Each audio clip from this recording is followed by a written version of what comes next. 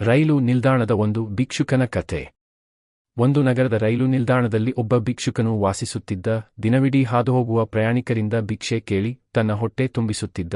ಒಂದು ದಿನ ಆತೇಶೋ ಆಗಿ ಭಿಕ್ಷೆ ಕೇಳುತ್ತಿದ್ದಾಗ ಸ್ಮಾರ್ಟ್ ಸೂಟ್ ಬೂಟ್ ಧರಿಸಿದ್ದ ಎತ್ತರದ ವ್ಯಕ್ತಿಯೊಬ್ಬನನ್ನು ಕಂಡನು. ಆ ವ್ಯಕ್ತಿ ಬಹುಶಃ ಶ್ರೀಮಂತನಾಗಿರಬೇಕು ಎಂದು ಭಿಕ್ಷುಕನು ಅಂದಿಕೊಂಡ. ಅವನ ಬಳಿ ಹೋಗಿ ಭಿಕ್ಷೆ ಕೇಳಿದ.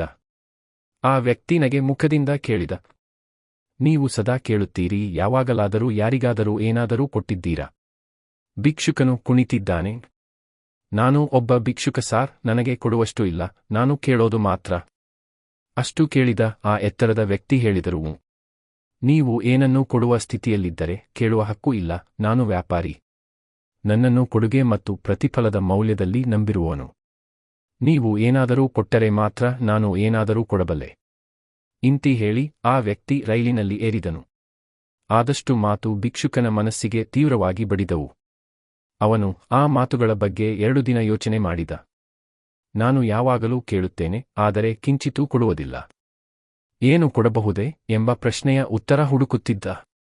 3ನೇ ದಿನ ಅವನು ನಿಲ್ದಾಣದ ಹತ್ತಿರ ಕುಳಿತುಕೊಂಡಿದ್ದಾಗ ಹೂವುಗಳಿಂದ ತುಂಬಿದ ಸಸ್ಯಗಳನ್ನು ಗಮನಿಸಿದ.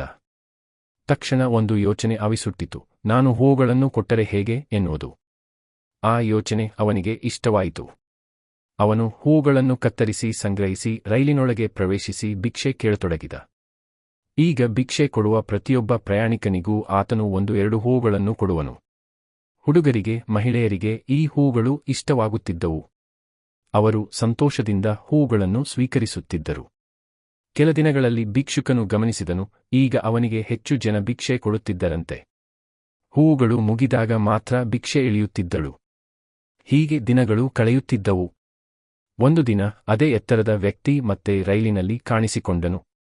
ಭಿಕ್ಷುಕನು ಓಡಿ ಹೋಗಿ ಅವನ ಬಳಿ ಹೇಳಿದ, ಈಗ ನಾನು ನಿಮಗೆ ಕೊಡುವ ಹೂವುಗಳಿವೆ. ನೀವು ಭಿಕ್ಷೆ ಕೊಟ್ಟರೆ ನಾನು ಹೂ ನೀಡುತ್ತೇನೆ. ಆ ವ್ಯಕ್ತಿ ನಗುತ್ತಾ ಕೆಲ ನಾಣ್ಯಗಳನ್ನು ಕೊಟ್ಟನು. ಭಿಕ್ಷುಕನು ಕೆಲವು ಹೂವುಗಳನ್ನು ಕೊಟ್ಟನು. ಆ ವ್ಯಕ್ತಿ ನಗುತ್ತಾ ಹೇಳಿದ, ಅಬ್ಬಾ, ಈಗ ನೀನು ನನ್ನಂತೆ ವ್ಯಾಪಾರಿಯಾಗಿದ್ದೀಯಾ? ಆ ವ್ಯಕ್ತಿಯ ಮಾತು ಮತ್ತೊಮ್ಮೆ ಭಿಕ್ಷುಕನ ಹೃದಯದಲ್ಲಿ ಬೀಳಿತು. ಈಗ ಅವನು ಮನಸ್ಸಿನಲ್ಲಿ ನಿಂತುಕೊಂಡ, ನಾನು ಭಿಕ್ಷುಕನಲ್ಲ, ನಾನು ವ್ಯಾಪಾರಿಯಾಗಿದ್ದೇನೆ. ಅವನ ಕಣ್ಣುಗಳಲ್ಲಿ ನಂಬಿಕೆಯ ಹೊಳೆ ಮೂಡಿತು. ಆ ಆಲೋಚನೆಯೊಂದಿಗೆ ಆತ ಆಸ್ಮಾನದ ಕಡೆ ನೋಡುತ್ತಾ ಹಾರಾಗಿ ಕೂಗಿದ, ನಾನು ಭಿಕ್ಷುಕನಲ್ಲ, ನಾನು ವ್ಯಾಪಾರಿ. ಮರುದಿನದಿಂದ ಆ ಭಿಕ್ಷುಕನು ನಿಲ್ದಾಣದಲ್ಲಿ ಕಾಣಿಸಲಿಲ್ಲ. ಅರೆ ವರ್ಷಗಳ ನಂತರ ಅದೇ ನಿಲ್ದಾಣದಲ್ಲಿ 2 ಸೂಟ್ ಬೂಟ್ ತೊಟ್ಟ ವ್ಯಕ್ತಿಗಳೂ ಭೇಟಿಯಾದರು. ಒಬ್ಬನು ಮುಂದಾದನು, ನೀವು ನನ್ನನ್ನು ಗುರುತಿಸಿದ್ದೀರಾ? ಇನ್ನೊಬ್ಬನು ಹೇಳಿದ, ನನಗೆ ನೆನಪಿಲ್ಲ. ಮೊದಲ ವ್ಯಕ್ತಿ ನಗುತ್ತಾ ಹೇಳಿದ, ನಾವು 2 ಸಾರಿ ಇದೇ ರೈಲಿನಲ್ಲಿ ಭೇಟಿಯಾದಿದ್ದೇವೆ. ನಾನು ಆಗ ಭಿಕ್ಷುಕನಾಗಿದ್ದೆ. ನೀವು ನನಗೆ ಮಾರ್ಗ ತೋರಿಸಿದ್ದೀರಿ. ಆ ವ್ಯಕ್ತಿಗೆ ನೆನಪಾಯಿತು. ಅವನೇನಾ ನೀನು? ಇತ್ತೀಚೆಗೆ ಹೂ ಕೊಟ್ಟಿದ್ದೇನೆ ನಿನಗೆ. ಆದರೆ ಈಗ ನೀನು ಬದಲಾಗಿದ್ದೀಯಾ? ಹೌದು ಸಾರ್. ಈಗ ನಾನು ಹೂವಿನ ದೊಡ್ಡ ವ್ಯಾಪಾರಿ. ನೀವು ನನ್ನ ಬದುಕಿಗೆ ಬೆಳಕು ತಂದಿರಿ. ನೀವು ಮೊದಲ ಬಾರಿ ನನ್ನನ್ನು ಕೇಳಿದ್ದ ಮಾತುಗಳು, ಕೊಡಲಿಲ್ಲದವನು ಕೇಳಬಾರದು, ನನ್ನ ಬದುಕನ್ನು ಬದಲಾಯಿಸಿದವು. ನಾನು ದಿನವಿಡೀ ಭಿಕ್ಷೆ ಕೇಳುತ್ತಿದ್ದೆ. ಆದರೆ ನಾನೇನು ಕೊಡುವೆ ಅಂತ ನಾನು ಹೂವು ಕೊಡುವುದೆಂದು ತೀರ್ಮಾನಿಸಿದ್ದೆ. ಆಗ ನನಗೆ ಅರಿವಾಯಿತು, ಜನ ನನ್ನನ್ನು ಭಿಕ್ಷುಕನಂತೆ ನೋಡಲಿಲ್ಲ, ಅವರು ನನ್ನ ಹೂವುಗಳನ್ನು ಖರೀದಿಸುತ್ತಿದ್ದರು. ನೀವು ನನಗೆ ನನ್ನ ಆಸ್ತಿಯ ಅರಿವು ತಂದಿರಿ.